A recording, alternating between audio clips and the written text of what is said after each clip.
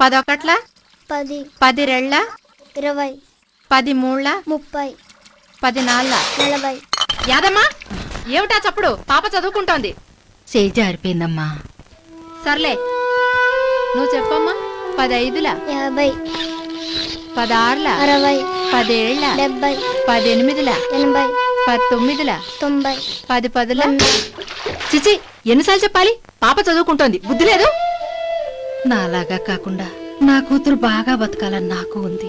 కానీ ఏం చేసేది, నా చేతుల్లో ఏముంది? అంతా మా తలరాత. చూడమ్మా, అలా తలరాతను తిట్టుకుంటూ కూర్చుంటే కుదరదు. నువ్వు మీ అమ్మాయికి మంచి భవిష్యత్తునివ్వచ్చు. దానికి మార్గం ఆమెను చదివించడం ఒక్కటే.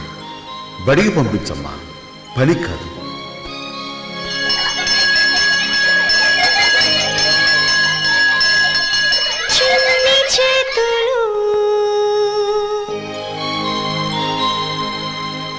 శ్రమ విడిచిపెట్టాలి, పుస్తకం పట్టాలి. ఇది ILO ప్రాజెక్ట్.